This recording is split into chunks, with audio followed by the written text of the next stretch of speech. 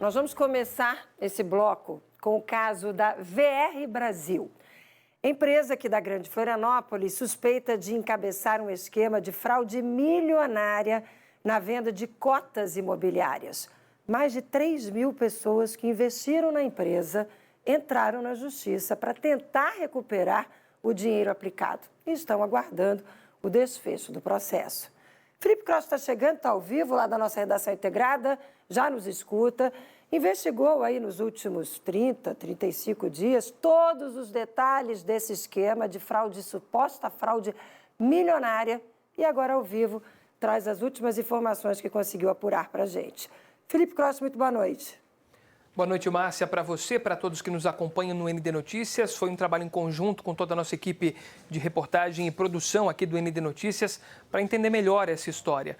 Bem, tinham investidores da VR Brasil que eram empresários, que investiram milhões de reais e que hoje não precisam desse dinheiro com urgência. Claro, eles querem recuperar o prejuízo. Mas tem pessoas muito humildes que foram enganadas pelos gerentes da VR. Eles vendiam uma ilusão para quem não entendia sobre o mercado imobiliário. Mostravam números com lucros, só que, segundo o próprio Ministério Público, esses lucros eram pagos com dinheiro de novos cotistas que entravam na empresa. Ou seja, eles passavam dinheiro de um para o outro.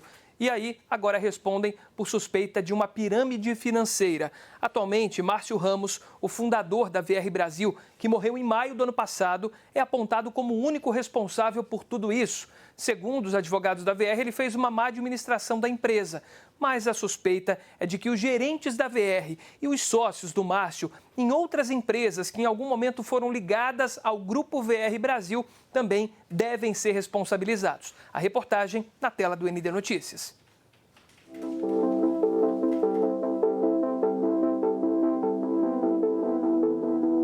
Todo o meu investimento, eu nunca saquei R$1, porque o meu objetivo era de longo prazo e essa agente, ela sabia disso. Eu tinha colocado dinheiro em função do meu casamento e a minha ideia era sacar em agosto e a empresa quebrou ali em junho, né? E depois ele solicitou no próximo mês também e não veio. Aí eu disse, Alexandre, tu não me diz que recebemos o golpe. Hoje eu paro no hotel do meu irmão, moro praticamente com ele e trabalho de camareira. Eu nunca sonhei passar por isso. Nunca sonhei.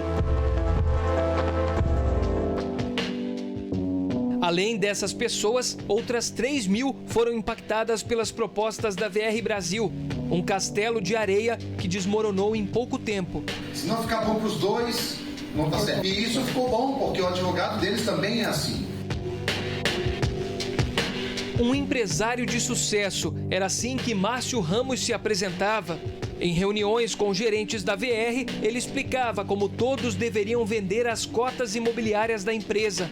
Localizada nesse prédio empresarial em São José, a empresa surgiu após Márcio deixar de ser corretor de imóveis para iniciar o seu próprio negócio, que hoje é suspeito de ser um esquema de pirâmide. Os agentes da VR agiam de duas formas. Para as pessoas que já conheciam o mercado, eles ofereciam propostas mais conservadoras para não levantar suspeita. Mas para pessoas mais humildes que não conheciam o mercado e nunca tinham investido em cotas, eles pegavam pela parte emocional, assim que conquistavam as vítimas, que acabavam acreditando na possibilidade de melhorar de vida. É o caso dessa família que mora aqui nessa residência na Praia de Fora e aceitou conversar com a nossa equipe. Rosana foi convencida pelo filho e investiu R$40 mil, que foram guardados pela mãe dela, que tem Alzheimer e passou por um AVC e hoje está em um lar de idosos.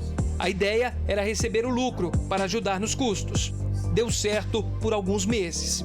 E realmente eu comecei a receber o dinheiro, né, em meados de janeiro, né, e foi até de 2024, né, e foi até maio, né. Eu recebia todo mês R$500. Eu me sinto realmente, a palavra lesada, né, lesada e sinto assim, meu Deus, o meu chão caiu quando o meu filho falou. Eu não culpei ele de jeito nenhum, não culpei, né, e culpo a empresa, que não foi só eu que fui lesada, né? Até hoje, na conta dela, na VR Brasil, aparece o valor de R$ 41.765,46. Mas é só um número, o qual ela não tem acesso. Com a dona Ruth, que tem 71 anos e mora em Porto Alegre, no Rio Grande do Sul, não foi diferente. O filho foi o primeiro a ser abordado por um representante da VR. Ele convenceu a mãe do negócio, que parecia excelente. O meu filho mora lá em Meia Praia e ele conheceu o tal de Gabriel. E no meio deles lá, ele conheceu bastante gente que tinha feito aplicações. E como eu queria ir embora com ele para lá, eu tinha essa casa e eu resolvi vender essa casa para ir embora com ele. E foi aonde ele disse: mãe, olha, tu vai conseguir um bom dinheiro, vai ser a tua aposentadoria. Eu poderia retirar o juro de cada mês. Eu aproveitei para pagar as dívidas. Dava aproximadamente 20 mil por mês. Só que as coisas mudaram. Em abril, a dona Ruth e outros cotistas começaram a ter dificuldades para receber os lucros prometidos. Em maio, Márcio Ramos morreu em um acidente de moto em Florianópolis.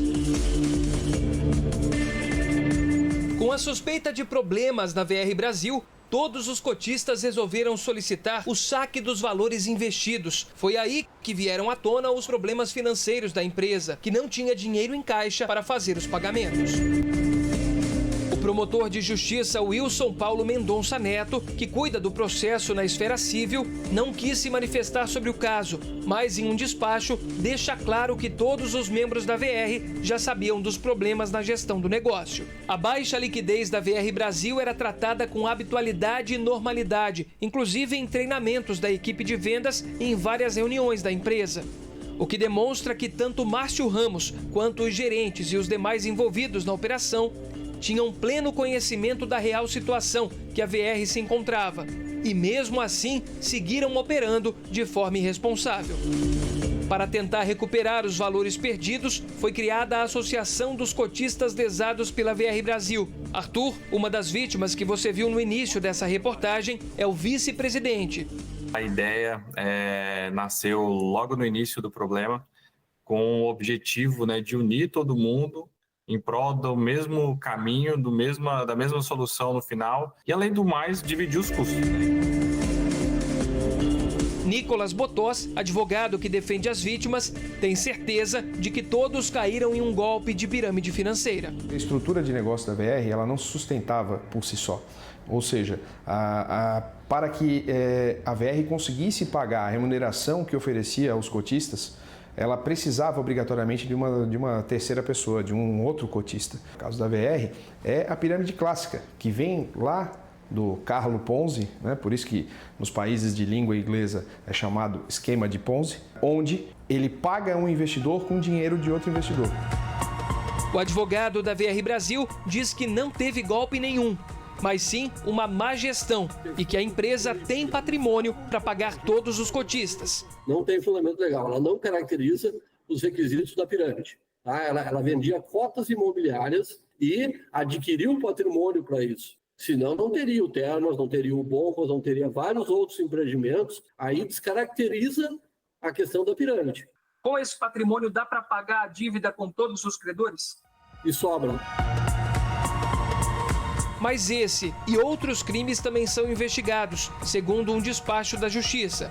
Crucial ressaltar que, em relação às alegações da noticiante de que vários crimes estão sendo praticados pelos sócios da empresa, como lavagem de dinheiro, crimes contra a economia popular, crimes contra o sistema financeiro e organização criminosa, foi remetida para a 12ª Promotoria de Justiça da comarca de São José. Tenho assim um pensamento de que se vier, vai demorar ainda muito. Às vezes me pego falando sozinha, pedindo a Deus que me ajude, que venha, nem que seja parte, que eu sei que eu não vou receber todo, mas eu tenho esperança.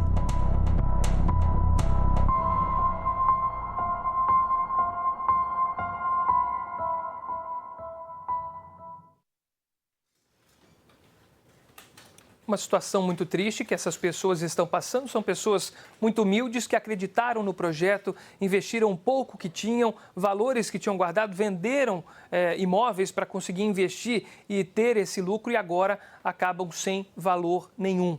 Bem, o advogado que a gente ouviu, ele representa a Associação das Vítimas Lesadas pela VR Brasil, Associação dos Cotistas. As vítimas também são dessa associação, mas além dessas vítimas e da associação, existem outros processos na área civil que seguem com outros advogados que estão também representando essas outras vítimas que chegam aí a 3.000 pessoas. Na próxima reportagem, você viu alguns trechos, a gente vai mostrar para você o emaranhado de empresas da VR Brasil. Tinham várias outras. Além deles venderem essas cotas imobiliárias sem autorização da CVM, que é a Comissão de Valores Mobiliários, eles também criaram o LMC Bank, um banco que oferecia serviços como Pix, cartões de crédito, cartões de débito e onde eles faziam os pagamentos dos lucros da VR Brasil. Inclusive, os gerentes diziam, olha só, nossa empresa é tão forte que tem até o próprio banco. Mas a VR não tinha autorização, o LMC Bank não tinha autorização do Banco Central para operar. A desculpa deles é que eles eram uma fintech. Mas na próxima reportagem a gente ouviu todos os lados. O advogado da VR também fala